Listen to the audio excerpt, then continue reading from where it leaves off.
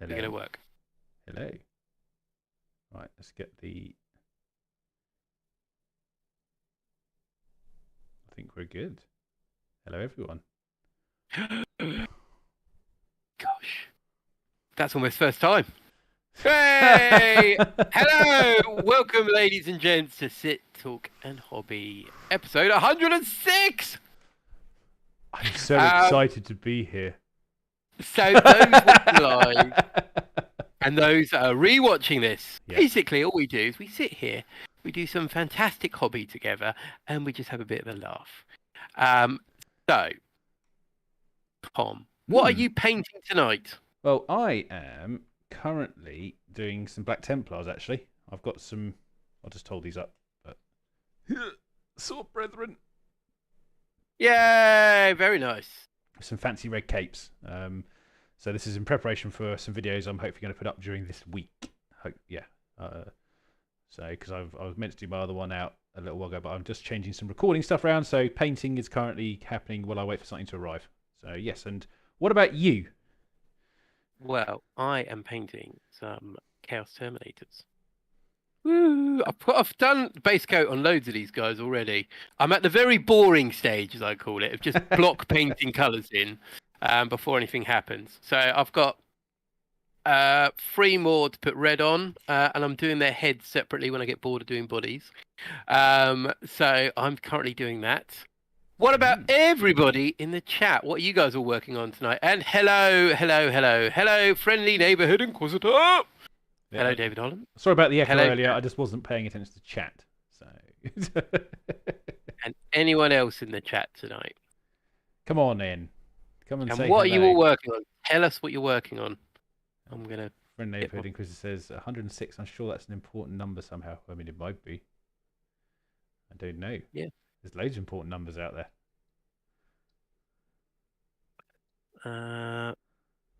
At work as always. League of Votan when I get home. Nice. What are you painting on from your League of Votan at the moment?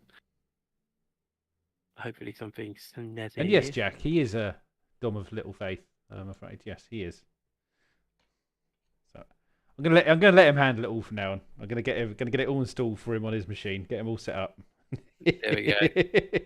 Can't get much worse, can it? Jump back. Oh, really? I'll just cut the screen then. Hang on a minute. Sorry, one sec. Woo! Toys out the pram so early on. Nice. What have you armed your wolf guard with, Dave? Oh, I saw a couple of nice pictures on Discord, actually. Yeah. Sisters at the Mo. Still not enough. Yeah. Yeah, I've got my combat patrol to do at some point as well. That's my next little part up there. Little project. Yeah, I'm not sure what that is actually. It's just appeared. Yeah, it's a bit odd, isn't it? But I think it's like a little. See, like, wee, lots of happy faces. If we say anything good, people put their little hearts up. Yeah, no, they're all. No, there we go. They're all doing it now. Yay! Interaction! Yeah! Oh, we're waiting for, guys. Well done. Yeah, so anyway, Terminators, I'm on a boring stage. It's very frustrating. Just kind of like, oh, let's go around here. They're all pretty much the same. And they're a little bit fiddly, to be honest, but they are looking cool. I'm looking forward to getting these guys painted. I think a big squad of 10 is pretty formidable. Hello, Felpa. What are you working on tonight, Felpa? Nothing. I think he's playing RuneScape, actually. Ah, right. I'm going to call him out. Just pretend, just type something in. Scarabs. I'm painting scarabs, but really I'm not painting scarabs. I'm not doing anything. So, Tom. Yeah. Nice. Get those brushes out. He wouldn't know what to do with those brushes. Tom, played any games recently? Yeah. I mean, you know I did. I played a game of 9th edition. Well, Tom, this is what I'm leading into. Was it fun? Did you have fun? What game? Who did you play against? I played against my lovely wife. Okay. We played World Eaters versus Black Templars. Oh, very nice. Yes. And I tried a little list out. I was actually quite surprised at how much I could fit in the list all of a sudden. It was quite a good little game. I bought some dreadnoughts and some vindicators, some crusader squads.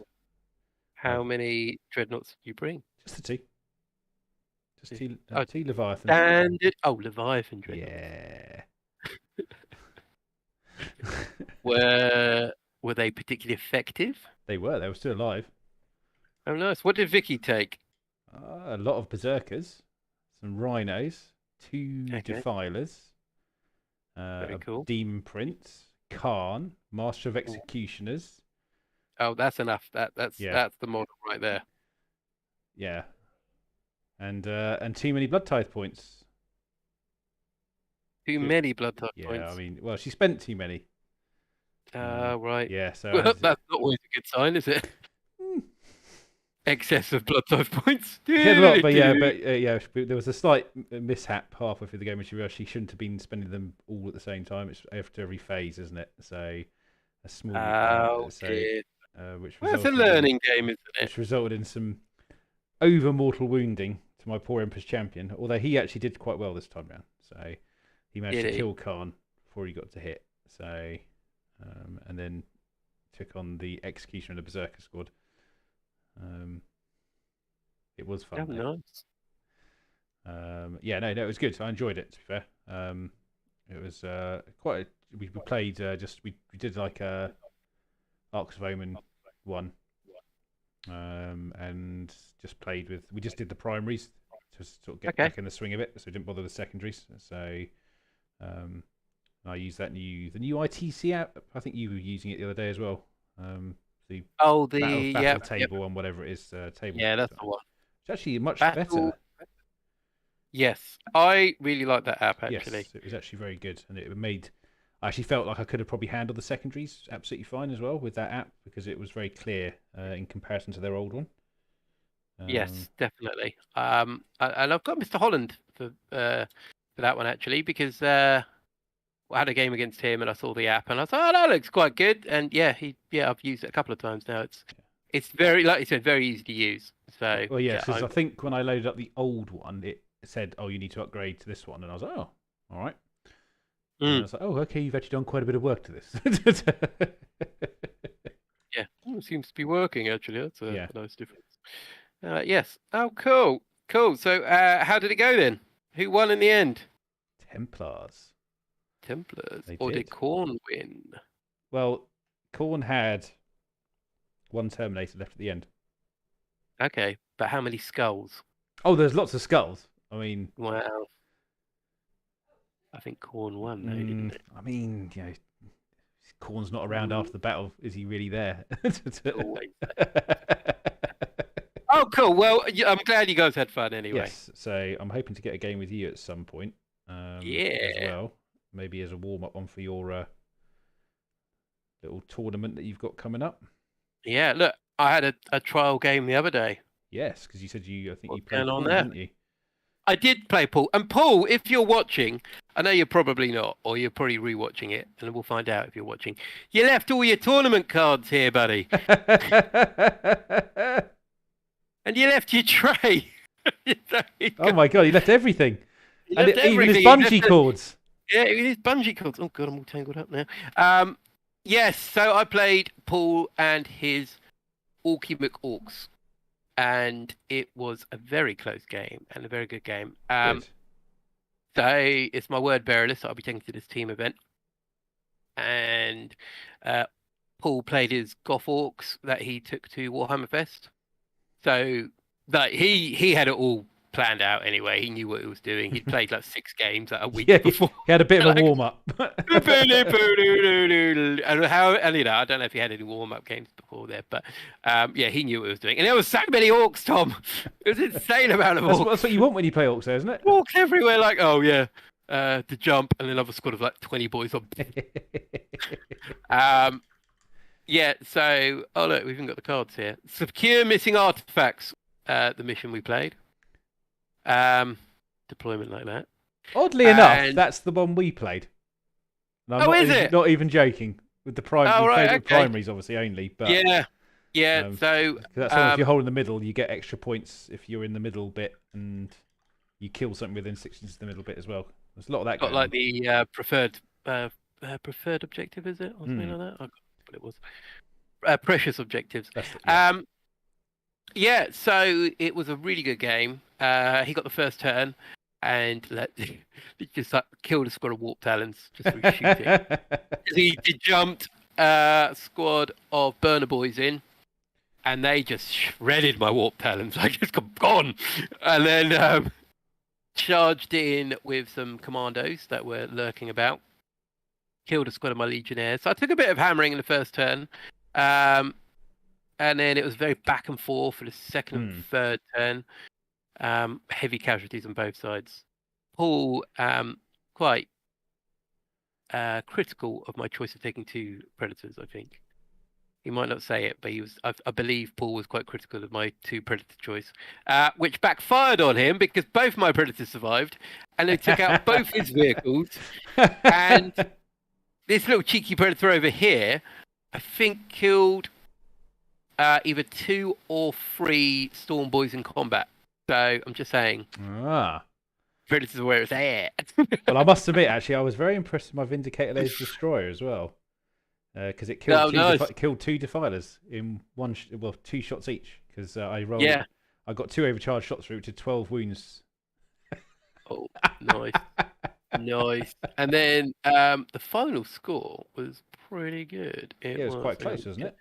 96-90 to myself. So yeah, it was a really close game, and I don't think it was up until the last turn where I was able to just kind of cement the higher score. But throughout, it was very. I lost a lot of men, but we carried on. We persevered. After which, I have changed my list slightly. Ooh, controversial. Yeah. I mean, to be fair. Yeah, took all my warp talents out. You keep dying. What's wrong with you? Give you one job. No one never does anything. No, but Paul's a really good Chaos player, and we had a little chat, and Paul kind of recommended a couple of things. So I dropped one of my Sorcerer in Terminator armor. He's gone. And I put another squad of Legionnaires in, and I've upgraded a couple of other people. So, and I got a command point to start with. He's min-maxing. Yeah, that's it. Hopefully it'll work anyway. We'll see. Oh, I'm sure you'll have a good time anyway. It was a very fun game. Paul's always a very enjoyable opponent. Yes. So yes, I very much enjoyed the game. Paul, thank you very much. Come and collect your stuff. You've left it all here. I mean, I can say same. You've got a box of terrain here still from the Apocalypse game that you haven't collected yet. Yeah, I'll be around. I think it's on the board at the moment, isn't it? Behind you? No. Oh, is that different terrain? That's my stuff. Your stuff's still. I've left yours in the box. Move your chair slightly the other way. Okay, cool. Don't look at the modifications. I don't know what you mean. There's no terrain here. It's a lot smaller than it used to be. Has anyone else had some games this week? I'm just going to keep putting a little heart thing here, like, for a party. It's a party. It's a party. Ooh. Yes, guys. Any games? Vicky, you can't add to this. We've already heard about your game. So one thing that I was quite interested to talk about today was obviously we did our Warhammer Fest thing last week, and I had my survey come through. Don't know if you had yours or not. I don't think so. Yeah, they sent an email survey through, so I've answered questions, and I realised I think last week we maybe were a bit too lenient in our review.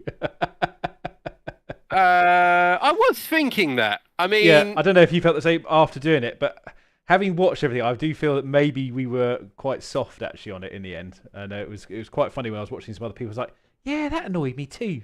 Yeah, and that. And I know obviously it can kind of create that ball of frustration when you listen to other people's views. But actually, I was just thinking that when we were chatting about it, I think maybe we were too soft. But I know that's because we're not really ones to sort of go majorly off the handle. I mean, I know I can sometimes, but I mean, I was listening to a podcast earlier. Look Out Sir, good podcast. Oh yeah, yeah. Listen to them, and yeah, there was a few bits on there, which were good points. At the end, like queuing up for the game of 10th edition, and only having 4 or 5 tables when I think one of them was saying when it came to 8th edition, they had like 40 tables, Mm. and you're thinking, well, yeah, why did you just have that? Like, what was going on? Because there was a lot of dead space. They could have used the space a bit better. And I think we said at the time, like, they've got so much space for queuing. Why don't you Yeah. just put a few more boards in? Yeah, it is also interesting because obviously there's a lot of people that I mean, I don't know if you've been to a games day previously or not. No. No. So, there was a lot of some other people pointing out that, during games days, they used to get, the designers in, the developers, the people that were behind the games and have like little panels that you could go up and chat to them. I was thinking, yeah, because they essentially took half that massive hall just for the tournament. Yes. And I think the way I look at it, the way I was more thinking about, maybe I didn't mention it, is that it's not really a tournament. That, if you know what I mean. It felt like a lot of it had been used for something that actually, if it was just a games tournament, no problem. Because obviously that's the bit that actually got the least flack, because apparently that was the most well-run part during the weekend as well. I mean, and there was all the other little things that I kind of remember now, because when I was walking through the shop, I felt I do remember feeling quite sorry for the guys doing the demo games. Because there was 4 tables inside the shop, and all around them was just people milling around gunning for the shells, while this poor GW staff member was trying to teach a game of Kill Team to some kid and his mother. And I'm like, yeah, it's a Shadow Spar and Kill Team, wasn't it? Yeah, and I was like, wow. I mean, how did they even? And then if you actually looked at someone put up a picture of the actual layout of the event, and the tables were actually supposed to be in that big space in the middle. So someone obviously made a decision to put that inside the shop last minute, which is interesting. Yeah, it was a bit peculiar, wasn't it? Yeah. It's almost kind of like that thing where if you had the demo game going, I think of it this way, Tom. If you go to a supermarket and they'll have a little food stall that's giving out free cheese, it's going to be near the cheese. So if you're going to be giving people a game of Warcry or Kill Team, and you go, well, this was good, wasn't it? Oh, look, there's a starter box right here. That's probably how they thought of it and did it that way. But equally, they could have just had that next to the demo tables while they're doing the demos. It's not, because they could have finished them and said, oh, if you did fancy playing this when you get home, you can have this box right here. It's almost like an upsell in a weird way.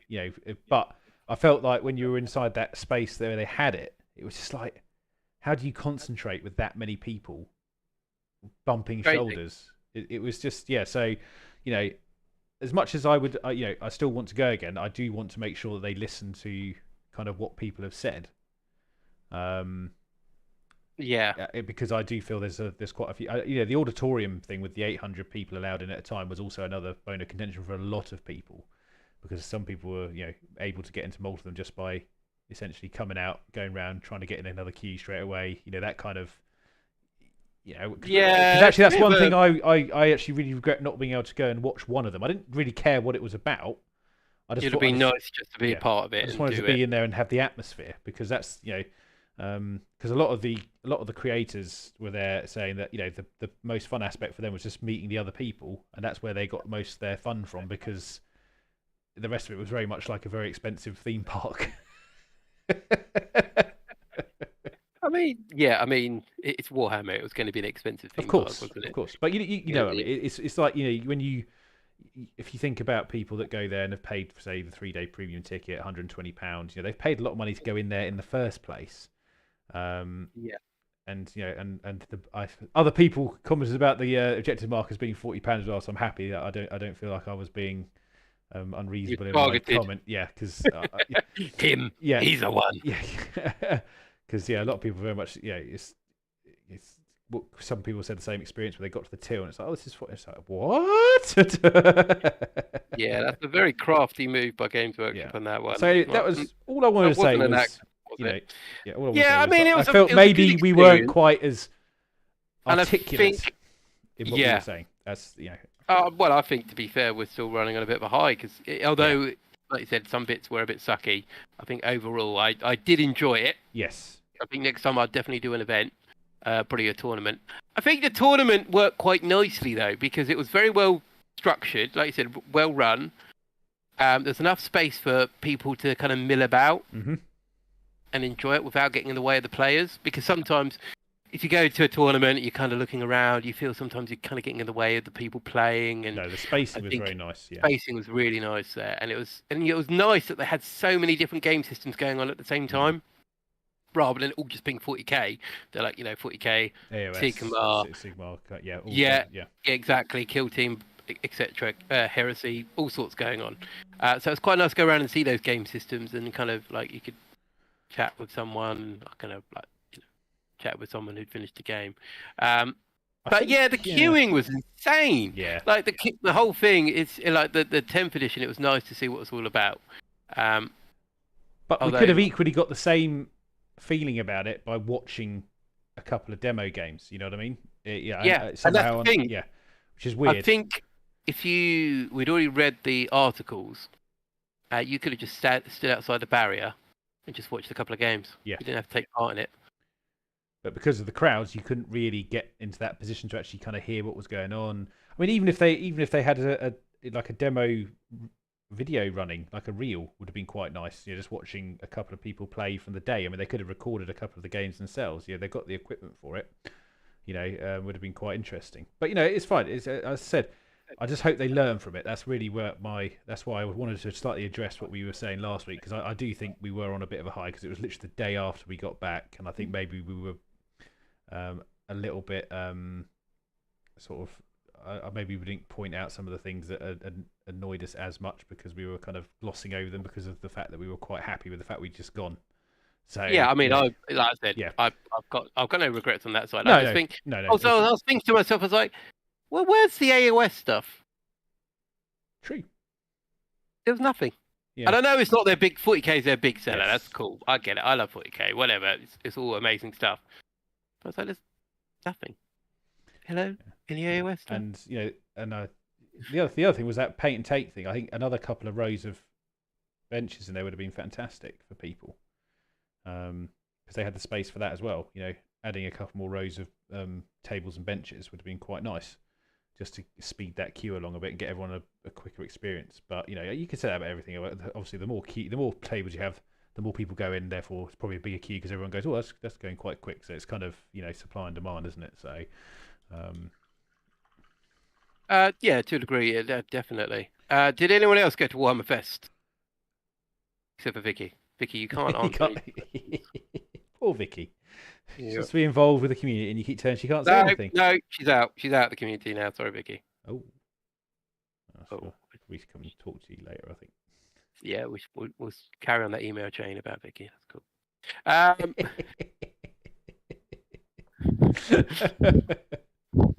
She knows where you live. How's your Templars coming along, Tom? Good. Yeah, I picked these guys up because I'm planning on doing a slight video blitz soon, and I wanted to have something new for the Templars on top of the other two bits. Because I went, just to give you a bit of insight, what I'll say, I think I briefly told you what I was doing. I went back through all of my series essentially, and just looked at where I got to with them and what I was doing last with them. And I realised there's a few things I haven't put up, so I'm going to try and put them in as well, to say that I've done this, all, get it all up to date. Because obviously I've been doing the painter's block thing, which has been fun, but I feel like I'm kind of out of that headspace now. Yeah. So I want to leave it as I want to leave it as a kind of something I can jump back into when I get, when I start to feel like I'm losing it. So I'm definitely doing one. I've got one more video for that to go up. I was going to do 10, but I figured actually, what's the point? I'm going to do more videos based on the armies I'm doing. So I kind of feel like I can do that instead, and it will be more worthwhile rather than trying to confuse people. So I'm going to be doing one on my sister battle as an example, which is going to be. I looked at the last one, which was obviously the Argent Shroud, and it's basically, I think it was shortly after I finished painting up the starter set and a couple of Battle Sisters as squads as well. Okay. Long time since I've done anything on them, and obviously it's going to be about the conversion to Bloody Rose, reasoning behind that, where I'm going with it, all that kind of stuff, and then I'll start like a gradual. I think I'll lead into doing the combat patrol box once I've finished repainting the army. Because it's not. I don't think it's going to take me a super long time to redo the army, because luckily the paints on it already kind of lend themselves to being converted quite easily with a bit of with the red and essentially flipping the silver to red and a little bit of white to black. It's not it's not a massive challenge. And then once I've done that, I'll start on the combat patrol box ready for ready for our hopefully our league, which people will hopefully be very interested in. Yeah, exactly. Nice. And then Templar wise, I wanted to get the Swordbrother done because they've had them sitting there for quite a while. And once I've got those done, I think I'm fairly up to date with non-painted models for my Templars anyway, so I can start doing additions to it that I kind of fancy wanting to add. What are you thinking about adding to your Templars? See, that's a good question. So thank you. Yeah, no, it's fine. It's because it was actually one that I was trying to think. As you know, I've got a lot of Templars, as you've got a lot of word bearers, and you get to a certain point where you're like, what do I really want to actually add to this army, which doesn't break the aesthetic I'm going for? Because obviously, I could go out there and get things that I don't really want, like Desolation Marines, yep, or ATVs, or these kind of things. All the good units. Or I can double down on the squads that I actually really enjoy. Things like Crusader squads, or more Sword Brethren, or I'm not going to get any more chaplains. I've decided that was one thing I ruled out because I realised I've got 7 of them now. I will get the only chaplains I'll probably buy from this point are ones that are like the special ones. Obviously, like that Terminator one that came out a while ago, things like that, which kind of suit. Or if they produce a new Black Templar themed one, obviously I will get that for obvious reasons. Like limited edition ones. Exactly.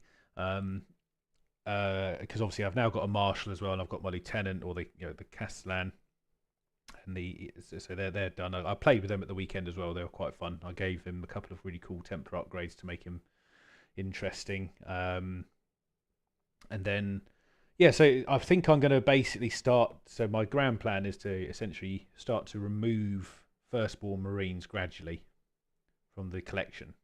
Do a Guilliman. Yeah, basically. Yeah. I'm really sorry, but whatever you say, what everyone else says, the aesthetic on the new Primaris Marines is 10 times better, in my opinion, than the Firstborn from a looks point of view. Almost word for word what Guilliman said. As he shuts the door to all the Firstborn. I'm sorry, but you're in also the Rubicon you go. Well, you might die here. There's a chance you won't. We're going to send all of you Firstborn straight into the eye. You've all got one magazine for your bolt guns. No. Go for it. But no, I'm not going to get rid of them. I'm just not collecting any more of them. And my focus will be on the newer. Because, I think most people know gradually this is what's going to happen anyway. Yeah. It's not going to happen overnight. It's going to be loads more years left of them. I don't think they're truly ever going to get rid of them anyway because there's too much tied up in that collection range, I think, for people. But I want to move towards that aesthetic for the majority of my Marines where I can. And on the grounds that they seem to be pumping out a replacement set for a particular part of the Firstborn quite regularly, every 6 months or so, I feel that it's an achievable thing to do. And also it lets me put my paint style on them where I'm now rather than having to go back over old models that I'm kind of like, I don't really want to paint these because they're not quite what I'm looking for. So it is a tough one. Yeah, because you kind of, I've had the same with stuff in the past for my my Chaos. Like for instance, oh gosh, my Possessed. Like for ages, like Possessed is such a big part of what word bearers are. However, for a long time the models were shocking. So I was like, do I invest in these, or do I invest in like double the price to convert some and make them look cool, or wait for the new ones to come out? And I'm glad I waited because the new models are cool. I probably would have felt a bit put out if I spent all that money kit bashing all these models, and then I can't really use them. Maybe the scale's different or something, and I probably wouldn't be overly happy with them. And the same with like Berserkers. For a long time, I've had my World Eaters, and I was like, I'm not doing anything with them because you don't know what's in the World Eater Codex. The new they would definitely get a new range for Berserkers. What's the point? And it's probably a bit like with Marine players as well at the moment, where you go, I mean, Dave is doing his Wolfguard, was it, Dave? Wolfguard with combi melters and axes. How long are they going to be valid for? Obviously Dave wants to do them. That's cool, but it's that gamble you're going to be taking, and it's up to everyone to make that decision in their head to go, actually, I quite like them. I'm going to get some more, or I'm not going to get some more, whatever. And I think one of the things that shocked me the most was I was going through. Obviously, some of you may see there's a slightly few cleaner shells behind me because I've been doing a bit of I suppose a spring clean / sort of downsizing a few bits. I'm just trying to sort out the room a bit to make it a bit more filming friendly, but also for games and stuff. And I was shocked by the amount of sprues I had for unmade Firstborn Marines and Templar iconography and all that kind of stuff. It was all quite. I had quite a lot, and I realised, obviously, I think a long time ago. I think actually it was probably you and a few of the guys have bought me a lot of the. Do you remember when they used to do the company command squad? I think you guys bought me like 7 kits of it because I was trying to make company veterans, and that's one of the best ways to do it because obviously they all came with different weapons, and you could sort of that kit was the best one for that because you along with an upgrade sprue for Templars, and you could literally just kit bash company veteran squads to look like whatever you wanted. And I've still got loads of them sitting there, and I haven't really felt like I want to dive back into making them because Christ, look at these guys. I mean, sorry about the paint job. This halfway through doing, but these sword brethren, which is what technically I can make company veterans from, do look so much better in general. Yeah. Aesthetically, they are easier to make, easier to paint. Mm-hmm. They look cool.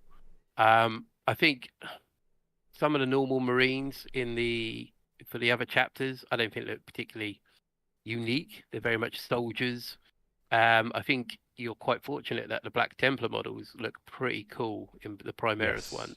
Well, the Crusader squads and these have both got some very nice differentiation between the standard kits, which makes it like these look cool. That's the thing. Absolutely. So that's quite, it definitely goes in your favour on that one. But they're cool. I get it. They're funky and stuff. It'd be nice if they did revisit the Firstborn and try and do something with them to make them look a little bit more up to date. Which they kind of do. Like they're doing stuff with the Terminators now. They've got the Terminator Librarian coming out, so they are revisiting certain aspects. Terminators. That's what I said. Yeah, the Terminators. Oh, sorry. I think you just meant the Librarian. Yeah. No, but they do. Yeah. And so they are revisiting them and doing stuff. But But again, it's a rescale. It's a slight rescale. Again. Yeah, but they'd been rescaling for a while. They rescaled with Deathwatch as well, didn't they? Before Primaris, they'd slowly been making them slightly bigger anyway, and then poof, out they came with the new Primaris. And this is a conversation that I thought we would not be having like 2 years on or whatever it's been. But Primaris are cool. Go for it, and whatever fits your army. Exactly. And that's kind of why so obviously, friend and neighbour, because was saying he agrees his whole homebrew chapter is exclusively Primaris. He's also just got in a car, so sorry if you didn't hear that. I was just agreeing with you there. And Jack was saying, Firstborn make great statues for terrain. Yeah. That's true. You can make a couple of those up, Tom. Just spray them gold. Well, it's weird because the other thing I found when I was cleaning up as well was my copious amounts of Commander Cullen Terminator models. The Red Scorpion homeworld. Yeah, well, yeah. You remember that, obviously, that mishap they had when I was ordering them, and I ended up with like 5 copies of Cullen and Terminator armor. Because they especially sent me shoulder pads, but they ended up sending me Cullen instead. He's got a shoulder pad. I'm actually tempted to see if anyone's looking for them on. If anyone was looking for them, because you can't get that model anymore, actually. So because I don't really want to make another one. For starters, he's not a legal model anymore because obviously he got Dreadnoughtified. But he does make quite a nice Terminator commander because he's got a nice dynamic pose, and it's quite a cool Red Scorpion based model, to be honest. He's a good sculpt. Yeah. But I'm also, sadly the thing about Red Scorpions is you can't really get much of their kit anymore, which is a shame. But we never know. Stuff might start to get revisited at some point. I don't think they're out at the moment. So it's just waiting.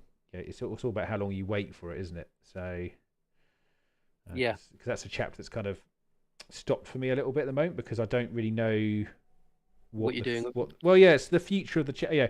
I got to a certain size of army, and I'm quite happy with it. I'm not like it's it's not. I can play some 2,000 point games with it quite happily, but if you ask me what I was going to add to it from a collection point of view, I have no idea because there are no rules for it anymore. It's more of an aesthetic thing rather than playing a different set of rather than just playing a different set of rule sets for a marine now. Because it's all been essentially, oh, you're an ultramarine. Yeah. That's basically what they said in the last Imperial Armor book. So, which is a shame because obviously there was a lot of good Imperial Armor books about them. Yeah, I mean they've got some good stuff anyway. They've got some characters, etc., which is a lot more than a lot of chapters. Word bearers. I think your stuff will be coming at some point. I think the way they're teeing up a lot of stuff does seem to be sort of geared towards. I think the customization will come from the army you play, because I feel that's if they're going to start doing things like data card releases and things like that. I mean, I saw Black Templars was actually on the list of being revealed, so they're obviously still being separate, which is interesting because technically they only have, essentially Primaris Crusader Squad, Castellan Marshal, things like that. There's not a huge divergence. Yeah, they got you know what I mean. But my point is, they have got a lot more. But it's not. But it's not a massive divergence from the actual codex. If you see what I mean. No, it's not like they've got their whole. Yeah, they've got enough to be unique, but they are technically, you take most of the stuff what you use with them from the codex.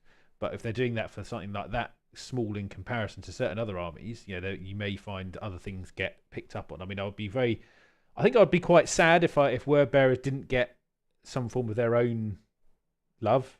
The problem is because of the way the word bearers are, and I really hope they do. There's rumours that they might be getting the big guy back. Cool, that'd be amazing. Yeah. I'm not going to poo-poo that. I'm hoping for that. However, because they're so they are undivided. Yeah. However, they're not the poster boys of undivided. No. That's the Black Legion. They are the poster boys of undivided. They've got Abaddon, etc. But they want to go down the route of Slanesh and Emperor's Children. Cool. In my opinion, that would happen before Word Bearers would happen. But you never know. I would love Word Bearers to get a bit of love.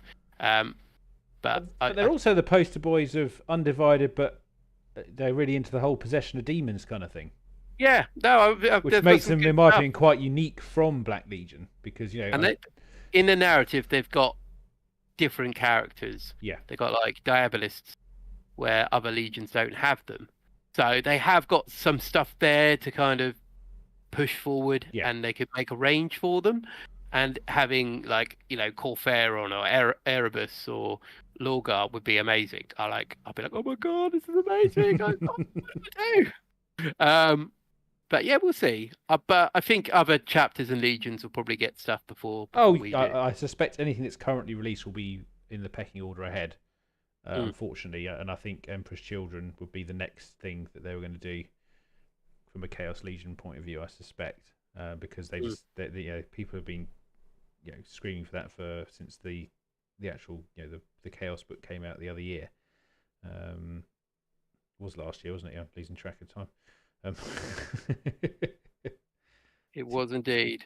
Too many releases.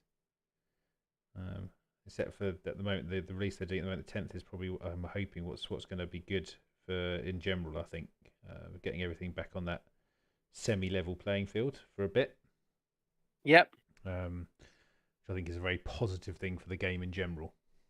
Oh, definitely. Guys in the chat, what do you think the next Primarch will be? Oh, it'll be Fulgrim, I'm afraid.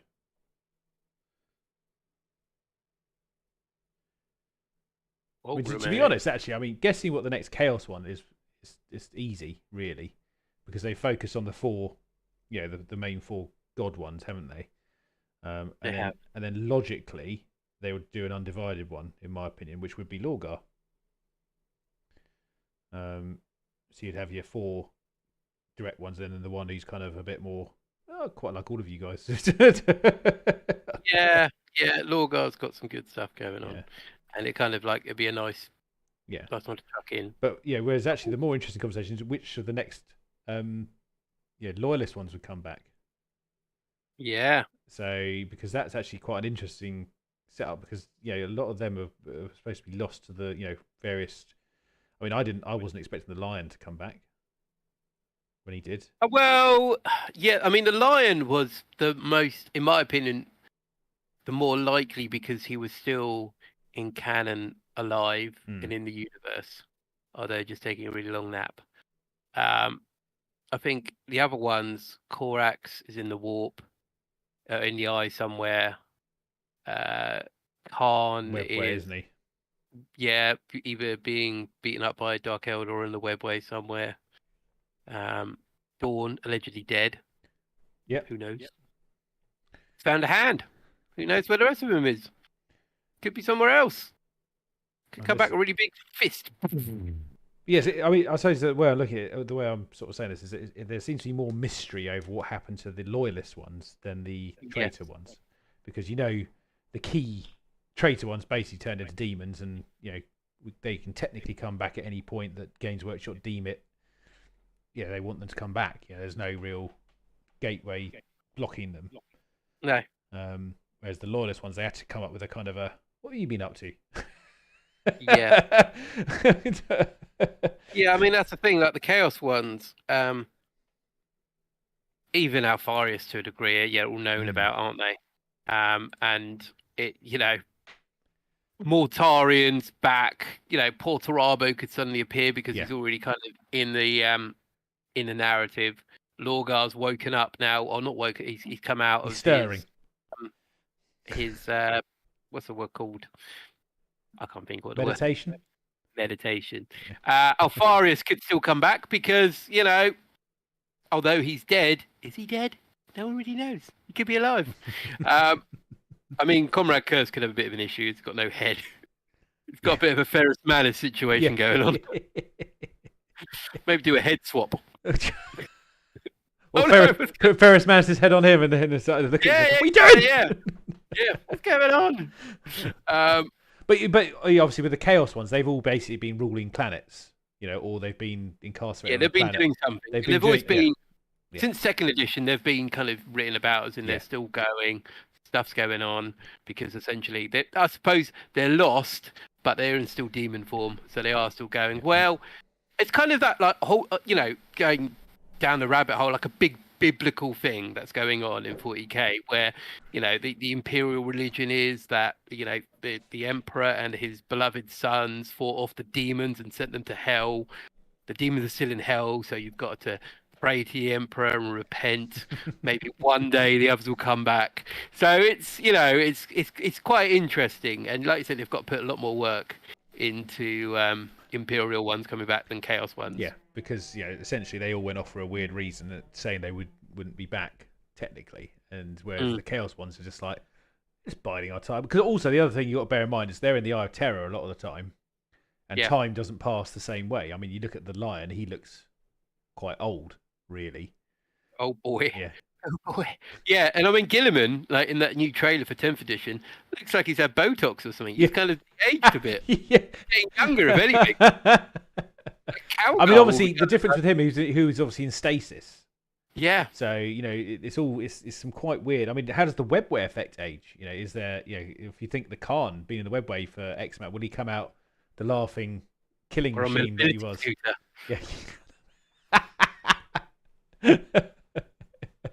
Moon Dragon's been modded with some stabilizers on the side. Yeah. What we got here? So Lorgar and Korax would be a cool versus box set, as lore-wise Korax has been hunting him for. Yeah, I mean, yeah, that would be a very cool box set. With Dom, I think he just went to rest. The way the Siege of Terror have been showing, there's quite a breaking point. Yeah, that's a fair for if you're talking about Lorgar. I imagine he probably felt like everything he just Well, he wasn't even there, was he? Because Jack saying about Dawn. Oh, Dawn. Oh, yeah. Sorry, with Dawn. Sorry, I thought you said Dom. I thought you said from here it looked like Dom. Pardon me. And yeah, Dawn. I think Dawn was at breaking point. Yeah, I mean, because remember he had like the iron cage as well. Mm. So he basically had the whole siege of Terra, lifted the siege, chased after Porto Arbo. Porto Arbo had already left the siege, but he laid a massive trap for Dawn. So then Dawn lands in, doesn't call for help. He's like, I don't need help. Like, this bozo thinks he can get me. I'll show him who's good at Such sieges. a rivalry between Loses so much of his legion. And then, it's just, devastating. And then Gilliman has to come in, rescue him, and go, look, hang on. Look, don't be silly. This legion thing, this is what's causing problems. Let's do chapters. And that's another thing for And then he has a hissy fit. He has a hissy fit, doesn't he? Yeah, and I mean, ultimately he backed down because he's not. Yeah, he was fairly not stupid enough to go, better start another war then, because that would have good off. But I get, he probably is fairly broken, I suspect. Yeah. And especially if those who have been following the Siege of Terror books, that last book, he's in a pretty. I like the way they were playing his psyche. It was quite cool to see what was going on. I don't want to give anything away because I don't know how many people listen to it, but it was quite interesting where he was left at that point in the book, sort of. I think as well, like this, hopefully they kind of go into some future books after the siege. But imagine the survivor guilt that Dawn's had. Like, honestly, like the Terror's completely devastated. Some of his brothers are dead. His father's dead. He had one job to keep it going and wait and hold out. I think you're low key having a jab at my army, mate. I'm just. And then he died. And then his father dies. Essentially, his uncle is dead. His brother's dead. Another brother's mortally wounded. And I'm just like, how can you not feel guilt and so much like it's all bearing down on you? Everyone's looking at you. Gilliman turns up. I would have done better than this. Lehman turns up, and they're just like. So, as you're the only one actually left still alive, Dawn, everyone else is dead. Can you please explain what happened? Where's your legion? Where is everyone? Going on? He's a broken man, Dawn, I reckon. More than most of the Primarchs on the Loyalist side. I'm the captain. I can always imagine that scene. He is, though, isn't he? Gilliman. I've never liked Gilliman, really. I think he's an absolute pompous. No, I've got a bit of respect for Gilliman. Us word bearers players, we like Gilliman, really. But the thing is, like with Gilliman, he got ambushed in a pretty brutal way on Calf. Survived that, and went on like some sort of revenge crusade over the 500 wells where Angron and Lorgar are like literally just trashing the joint. Reassembles a massive fleet, builds a second Imperium while fighting Lorgar and Angron, and then goes, oh well, let's go to Terra then and lift the siege. And then start rebuilding the Imperium. It's like us during peacetime on Cossacks. Just hang on a minute. I've just got to get ready. I'll be right there. I'll be there. I think Gilliman is a lot better than Dawn. And that's come from a word bearer player. although, to be fair to poor old Dawn, I mean, he was put in a very bad position, really, from a defensive standpoint. He didn't really have a lot of options. He was told that you got to hold this. Here's your resources. They are quite finite in comparison to other people's. Oh yeah, I mean it was a hard job. Yeah, I mean Gilliman didn't get his dad, his uncle, his brother killed because he wasn't there to do it. No, he was too busy like having a proper duel with Angron and Lorgar I see what you're doing Betrayer. Here. I see. Is it Betrayer? I think it is Betrayer, where Gilliman fights both of them. I need to watch. I didn't really listen to that one. I haven't listened to Betrayer yet. Yeah. So there you go. Robo is way better. Spread the word.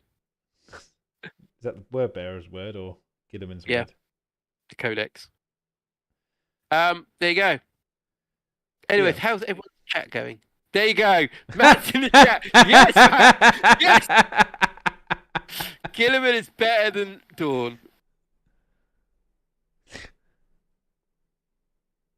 Oh, there we go.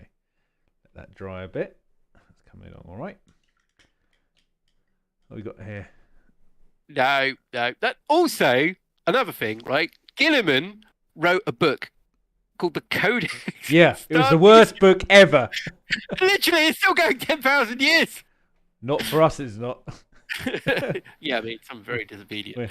We have a special PO box for the codex being sent to us. It's just shipped straight to the Iterra and launched into it. I mean, I must admit that you don't want Dawn to come back angry, really, because the amount of Templars he would have potentially at his back. Yeah, it would be quite scary. We've got a few more chats going on. We've got Ferris comes back with a bunch of Legion of the Damned. That would be quite cool. That would be amazing. That would be an amazing model, actually, wouldn't it? Yeah. Dawn had a proper duel with everyone. Heresy. I mean, to be fair, Dawn did have a fight with quite a few people during the books. Yeah, he obviously, I think the most notable was Fulgrim.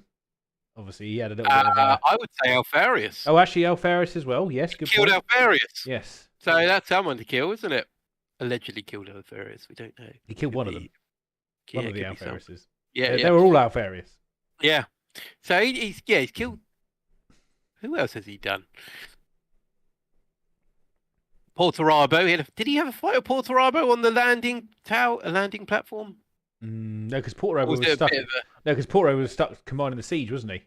No, but there's one point where he lands. They bring the ship in, don't they? I seem to think they were trying to get him to duel, but he decided not to because he knew it was kind of him baiting him out to fight. I need to go back and listen to it, but I think he decided not to duel him because he knew it was his brother trying to pull him out. Yeah, they just looked at each other. That's exactly what I thought. Because I think at the time Dawn was like, you know what you're doing. You know what you're doing. Yeah. I love that rivalry. They're one of my favourites. Oh, same here. If to be fair, if there was one box set to come out, that would be an amazing dual comeback, wouldn't it? Portarabo, Dawn. It's just a couple of two forts. Two forts and two middle finger things, just going up in the air at each other. Because come and get me. Do you like Warhammer? Do you like Warhammer static defense lines? We've got a box set for you. Box set, the movement has been removed. And replaced with hull points. Yeah, Vulcan Magnus was that. I actually really liked that bit in the books. Actually, that was actually one of my more favourite parts in the webways. That was very cool. I mean, I Vulcan's a bit of a weird one because you don't. Yeah, he's obviously his earlier stuff was quite brutal. What happened to him, really? Especially when one of his own brothers doing it to him. Being a I mean, talking about like PTSD or survivors, like Vulcan, hands down. Like he's suffered a lot throughout the heresy, and I think in the last one he's pretty much he's not in a good place physically, not in a good place. No. So yeah, that's pretty brutal.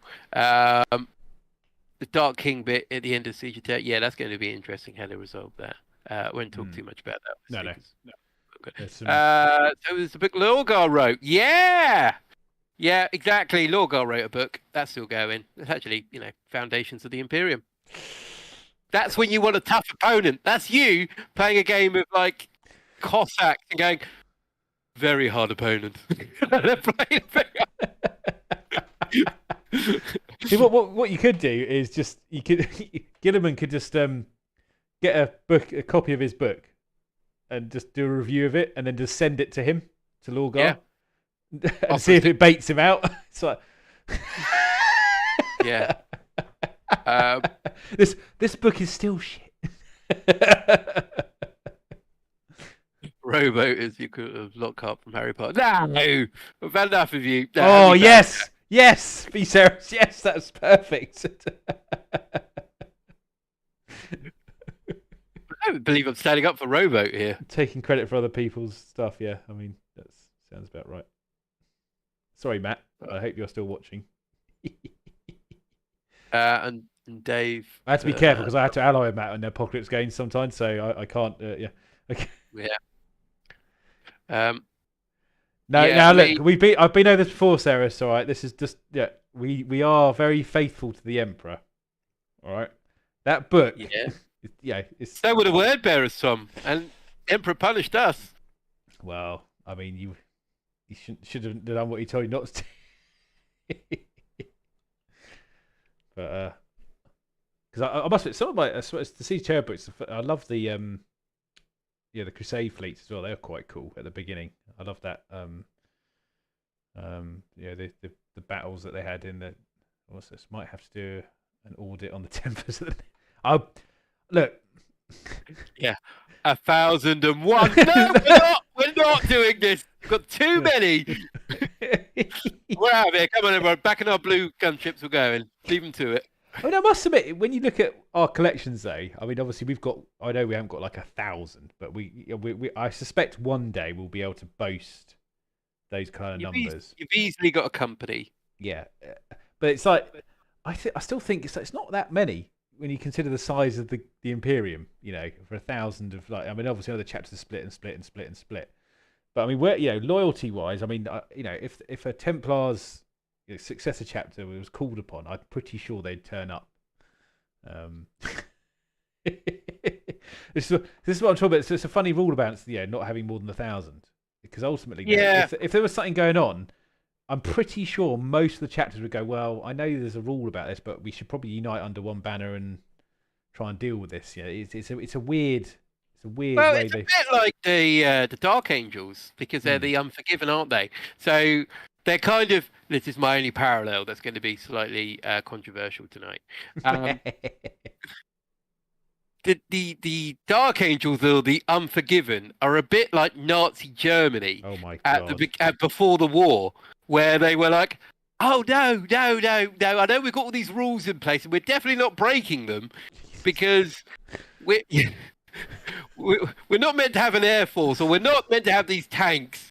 But somehow they're just appearing from nowhere, and it's exactly like the Dark Angels. They had a better camouflage, right? A better camouflage, yeah. Dark Angel green, Caliban green. Hello, rules lawyer. Being that size of chapters now. Yeah, there you go. The thing is, as well, with chapters and Marines, I suppose there's so many of them now. Yeah. It's like, how many Marines are there? You don't know, do you? Because they've got all the Primaris. Yeah. So I suppose my point here is that if Gilliman went, we're in big trouble. I need every Marine here to unite under my word. I suspect a lot of them would probably do it if it meant saving the Imperium, and technically, that means he is now in control of all of those chapters, which is the same thing, really. Yeah, I listened to what's that Marine series? Hang on 1 second. Let me get my Audible up. And yes, Sarah, the last war is a good point as well. That's it's an interesting. I just found that whole limit thing's interesting, because ultimately, if there was a main leader and the Imperium needed it, all the chapters would get together and fight. I mean, there'll be a few people that go, "Oh, we shouldn't really," they'll probably try and do a council. It wouldn't. They would try and rule it so that actually we need to have several people leading this. But then, if it's a Primarch, I mean, who are they to sort of? Well, that's so it's Throne of Light I listened to, and it's got Black Templars in. So it's basically about like Gilliman and going out and doing his bits and sending off. Were they torch fleets or torch bearers? The ones with that go off to other chapters and go, "This is how you make Primaris." And they sent one to a Black Templar Crusade, and Gilliman's like, "Right, we haven't heard anything back from these guys." Oh, this is yeah. So we need to send someone else out, and they go out and then find out there's like 6 or like maybe it's probably like a dozen Black Templars left in this crusade. Like the crusade decimated, and they are kind of very stringent. They're like, "No, we don't want Primaris. We just want, like, the Emperor himself designed us. We don't want any of these copies that Paul's made and Gilliman's trying to do were all about the Emperor. So I think there is still that very slight divide, or a small minority within the Imperium that don't accept Primaris and wouldn't accept Gilliman to order everyone in. But yeah, I think it's an interesting thing. Gives you a bit of like flexibility for games and narrative. It's based on the British Empire. Yeah, I mean, obviously there's loads of parallels you can draw to real day, kind of configurations of fighting units. Yeah, 100%. It's just when Primarchs return, I think loyalties might start to sort of go, oh well, I know we're supposed to this, but he's technically the Primarch of my gene seed, so to speak. Yeah. And you have that kind of, they're supposed to instill that kind of awe, when they walk into a room, basically. I mean, God knows what would happen if Dawn walks. He probably just looks haggard and old and says, oh, I'm knackered, guys. That I just want to go to Terra and I want to build a fort. Yeah. Again. Build a big castle, and this is what happened. Big point against Thomas Books. Some people basically turned around and said, "Gracious." Yeah, exactly. Yeah, it's interesting. I think the more they bring back from the Heresy era, the more you can see something, bad happening. I think because it instills all those old ideals that they've been kind of told, look, time to move on. We don't want this kind of thing happening again. But the more they bring back, the more you get towards that kind of point where people maybe start questioning things. The other oh my god, other thing that makes Roe a hypocrite is he's a lord of 500 worlds, which has a massive amount of ultra successors that fight. Yeah, this is kind of what I was getting at, because ultimately he's in charge of all that, really, regardless of what people say. And cells from knightly orders, they had thousands of men, but each castle would keep a couple of hundred men, Templar, anti-tonic, garrison, spear, all across Europe. And I get you. I mean, obviously, massive parallels between Templars and that anyway, because they tend to have fighting monasteries anyway, don't they? They don't tend to like the whole, we have one world that we collect from. They have essentially lots of recruitment stations all over the place because they want to get a maximum coverage. Well, so they just want everyone's money as well. That's the thing about the Templars. Like, if you've got your fortress monasteries all across France, or oh my god, we're getting all across Europe, and they had donations. They had people that would donate their whole estates to Templars, and they'd raise money that way through taxes and through bringing people over to the Crusades. So yeah, and I hopefully Black Templars don't do that. Maybe they just cut people with big chainswords and shout for the Emperor a lot. Well, we do that. I mean, that's like training. Yeah, that's the training video, the recruitment video. Can you shout for the Emperor? Yeah. Do you like to swing swords? We'd like to hear from you. You might make a good Templar.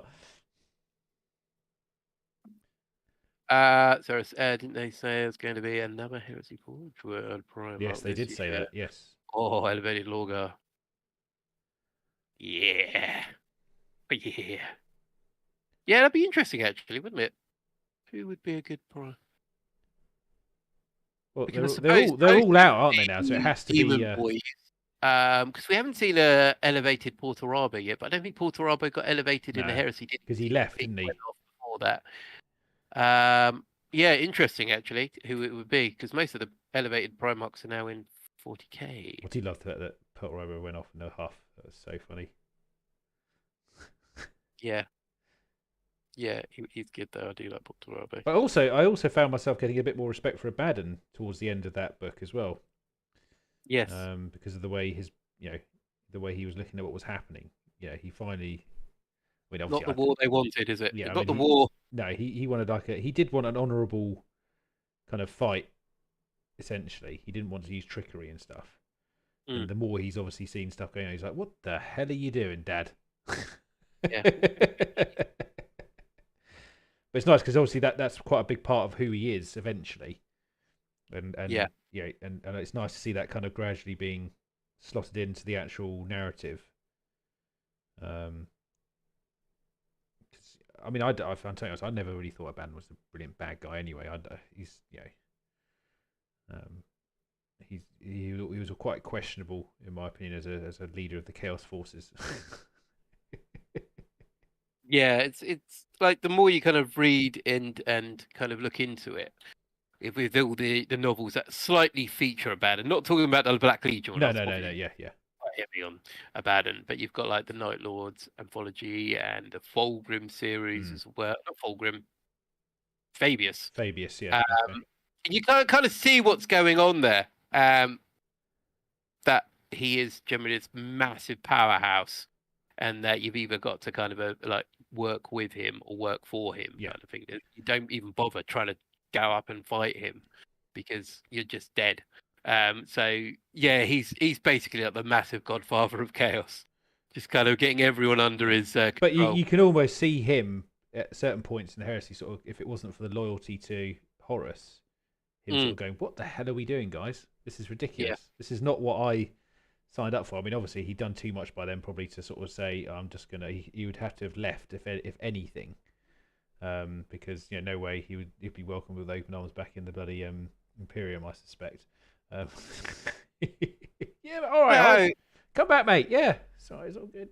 He's quite an interesting individual though, because I don't think he would ever have betrayed the Lunar Wolves or the Sons of Horus. Sorry, No, I think not at all. It's everything he knew, and I think because I think his backstory is that his father was like the leader. The leader of this like crime world and stuff, and so he probably saw the weakness there anyway, and saw Horus parallels with him, and was like, actually, I'm just gonna, I could probably take this at some point rather than have to leave it. So yeah, interesting stuff. Well, hopefully everyone's had a nice little interesting chat tonight. Yeah, us. Or listen to our ramblings. Hopefully you're not all shouting at your. Why are you saying this? Yeah, I disagree profusely. Yeah.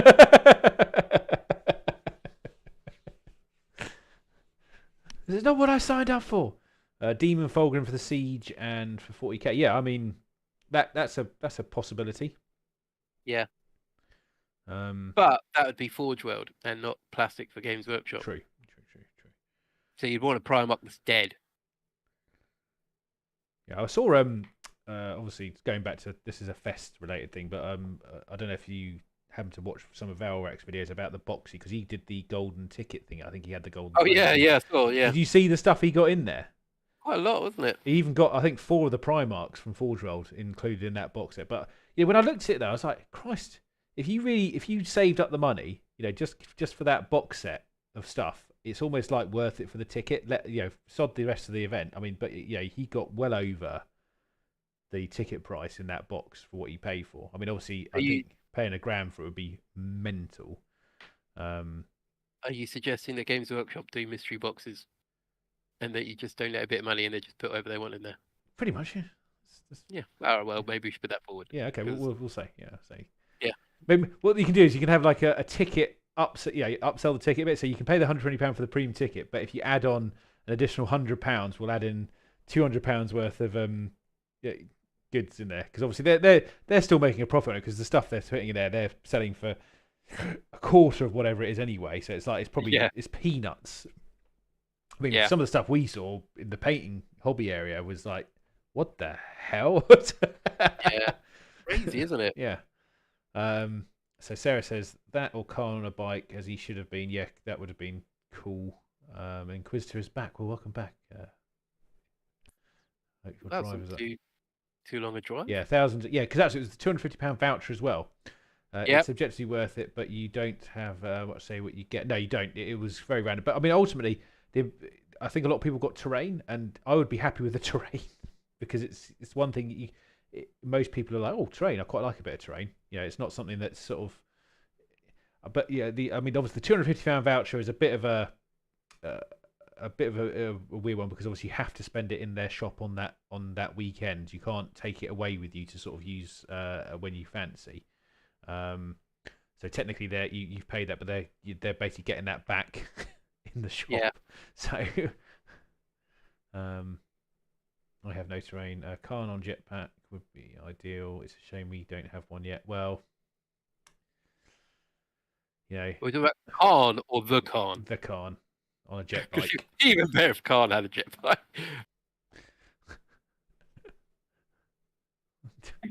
Yeah, but he wouldn't know how to stop. He'd just keep going. So, What's that sound in the hold? It's just him bashing into a as long wall. as he goes to he's got some sort of slicer at the front, head height. Vroom.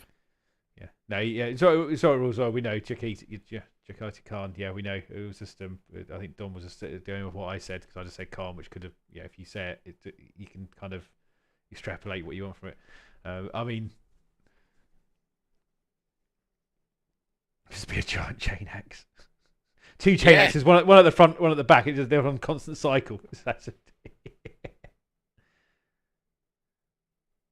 Yeah, I know. That was brilliant. I mean, I must admit that was a very weird release. The Coruscant Khan on foot. I mean, it's just like, come on, that's not what they're all about. It was very odd. But you know, who are we to say what they do? I mean, yes, they know best, right? It'd be nice just to have an option, wouldn't it?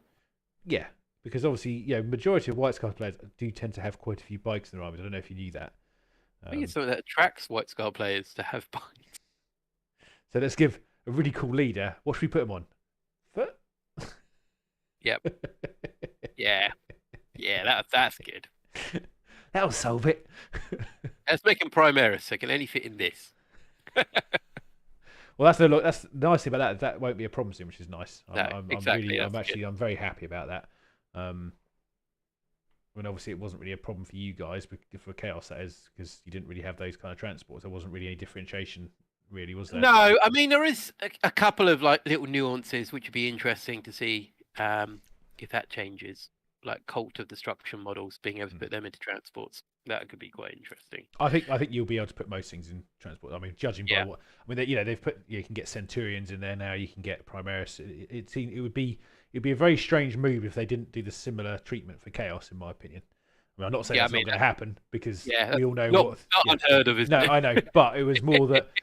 I mean, obviously, I don't know if you saw the Guard and the Demon releases today as well. Or yesterday. Yeah, I really like the Demon one actually. The Demon one was quite cool. Interesting little setup, and they've already clarified that you can have allies in your Chaos armies as well, haven't they? So yeah, which was cool. Yeah, as long as it's I think it's going to be quite good. But yeah, both very interesting actually. I think tanks are going to make a bit of a comeback, which I obviously look forward to. About time. Which is a bit of a shame, I think, in previous editions where they've kind of taken a bit of a backseat.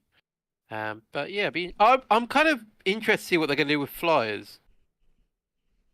I want to know what their intention. That's a good point. We haven't seen any flyers yet, have we? Because they've completely killed them off in 9th. Be interesting to see what they do in 10th. I mean, I've got the Death from the Skies book over there I found when I was cleaning up. I was like, I don't think I even used that once, and that was back in 7th edition. Yeah. But flyers have always had a very weird place in 40k, in my opinion. But they have moments where they're quite cool, and then they just die off. I think one way or another. Like it was when you could only hit them on 6s, which I am like, cool. I get it. You can only hit them on 6s. Maybe reel them back a bit on the offensive capability if you're going to make it quite hard to hit kill them. Yeah, that's fair. Either that or give infantry armies and armies a way to use anti-air stratagems that make them easier to track. It's things like that. You have a counter. Well, that's the idea, though, isn't it? That you'd have like a hunter or something, which makes it easier to target these things. Yeah, because obviously I've got a hunter you bought, which I've painted. I don't think I've ever used it in a game. Yeah. Because I've got a Hydra for my guard, and it's like, why would you? Yeah, exactly. Why would you? It's just like you down one fire. Yeah, it's not because I like the model as well. That's the annoying thing. It's actually a very nice looking model, the hunter. That big rocket missile. You think, oh, awesome! I can use that to shoot down a flyer. But then it's like, well, when do I ever play? Unless you can kind of guarantee a flyer is coming. They try to fix that by making it, so it could also shoot ground targets now. But then it's kind of like takes its battlefield role away. Why? I think if they introduce some kind of system where you could slightly alter your list before you start based on certain units allowing. If someone bought the flyer heavy list and you were allowed to make a substitution, I think that would be quite cool. To bring in something anti-air based. But that's another thing that's just probably not. Yeah. Hard one, because I know some people don't agree with flyers in the game and they don't particularly like the game, which I can see both points. I love flyers. I think they're cool. But maybe there's like an option to bring them on, don't bring them, like depth from the skies or whatever it is that you might actually, we're doing flyers. These are the rules we're bringing in for this game or whatever. What about boats? Where's the boats? Navy, Imperial Navy. 40k boats, come on.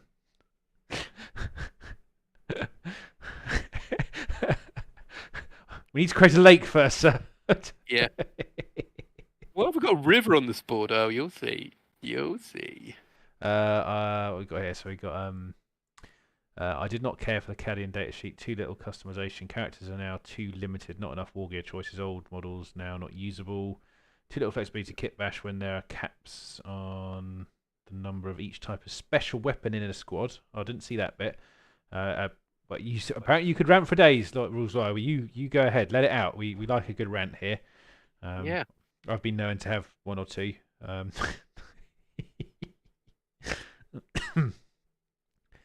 Yeah, we had a couple of rants already. We like a good rant. It clears the air for you, makes it nice and. Get it out of your system. And then you can sort of get on with the day tomorrow and build up some more ranting for the next session. It's starting to. Do you like it when you get the silver on? Sorry, the lead belch on these models. It starts just bring them a little bit together. Oh, I've got so many cloaks to do. Everyone likes a tunic. A tunic, sir. Oh, good day. The Gilliman branded tunics. It's going to be a new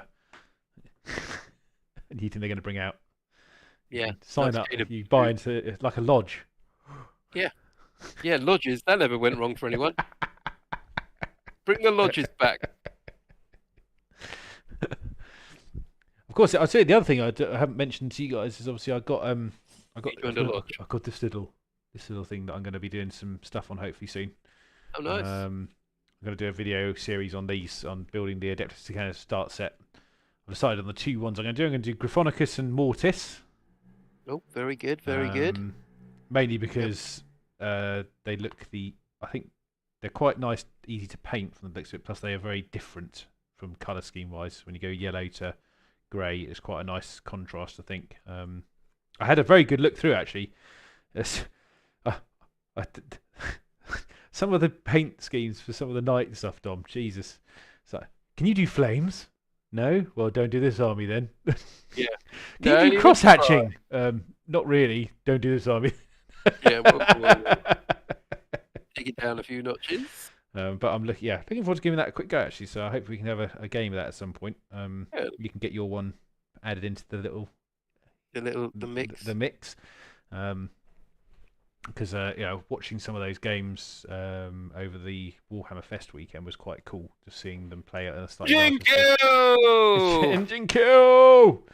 Yeah, it's definitely inspired me to repaint my big Titan. So I'm going to be having a good look at that because I've noticed I had a look at it the other day. There's a little bit of work that he's doing on it as well, which I think maybe I was either lazy or just didn't fancy trying to. Have you snapped the legs off yet? No, I need to have a proper think about it before I start just going. I know that's unlike me. I'll come round. I'll snap the legs off. Oh no. Okay, only if I could do yours. No, mine's fine. No. No, mine's fine. Yeah, I'll just snap your legs. It's just an eye for an eye. No, or a leg for a leg. Whoa. I'll do the left leg. You do the right leg. Okay. On your Titan. Oh, we can hold one leg each and just pull it up. Yeah. Oh, just like a fortune cookie or something. Just like. 1,000 souls cry out. Oh, who knew it was so brittle? He has the rant has continued. Let's have a look at this. So say they've. Oh God, here we go. They build Cadian model kits that have extra special weapons that can fit both the command infantry squads, but then said you can't buy extra kits and swap parts around. Then they got rid of veteran special weapons squads. It's so done that emphasizing even when 110 I had the option of buying several kits and mixing parts together. I mean, ultimately I got rid of my guard army, so I haven't really followed them for quite a while. Don would probably be the better person to have an insight in guard stuff. So, Um, yeah, I think the problem is they released all the guard stuff at a very awkward time. Like they knew what was going to happen in 10th. And I think we've just got to see, Rules Lawyer, how it goes. Like we've only seen a little preview. We haven't seen the full codex or how it's going to work yet. So maybe we kind of like we could be critical of what we know so far. But I wouldn't say burn your models. Not yet. Throw your models no away. microwaving just yet. Wait, and then burn them. But well, I think would say leave it for now and then see what happens. I think they've had to rein it all back in dramatically to get everyone to a similar stage, which is what they did with the indexes. And then they'll start this. Well, hopefully they all have learned a little bit and not do such a major codex creep, or at least consider when they're releasing it that they need to make it work with the other codex they haven't released yet, rather than this essentially arms race every time a codex comes out, because that's ultimately what killed Ninth, in my opinion. For me, is that I think as well, like if you're part of lots of groups on Facebook for the 40k factions, I don't think there's a single faction that's happy. No. So if you think of it that way, if everyone's not happy, everyone's happy. Or at least on the same page. Yeah. I think that's honestly, like I'm a part of the Tyranid group, Necron group, Chaos Space Marines. There's always someone saying something. No one's happy. Yeah. Like no one's gone, oh, this is amazing. Yeah. I quite like aspects of each of them that I've seen. I'm kind of like, oh, that's quite cool. I like this. But other parts of me, I'm like, oh, is it good? I don't think so. But we've only seen glimpses. We don't know how it's going to run properly yet. We've only seen snippets. That's it's quite. Yeah, you can like. I mean, So obviously, I quite like it was the shadow sword they showed, wasn't it? With that strength on that gun, Jesus. Yeah, but that's showing you what they're doing. They're trying to make things that kill tanks actually have a better chance of doing it in a few shots. But then that has implications as well. So because tank hunting vehicles have got to be good at tank hunting, but then where do you draw the line? Well, I mean, the thing is, the shadow sword looks pretty amazing when it comes to that weapon. How many shadow swords are you going to get in 2,000 points? One, probably, unless you're doing a pure list, which has its downsides. I suppose we don't know how many points they are. No, that's actually the other really big factor. We don't know what the points are for anything yet, bar a few. I don't know if anything's been released at all, has it? Points wise, I don't think it has. Anyway, let's not digress there. So, I think that is a good place to leave tonight. Yes, I believe so. Thank you, everyone, for watching. Hopefully, you've all enjoyed yourself. I know I have. So, once again, if you want some nice models, go to Goblin Gaming, little link below. Remember to subscribe if you haven't already. Share it out with all your mates. Go, wow, these guys are really critical with a lot of things, but also, it's really cool. Random stuff. Yeah. So anyway, I am Dom, and that is. I'm still Tom from Blackface Studios. Yeah. And we will see you all next time. Take care. Yeah. Take care, everyone. Bye. Bye.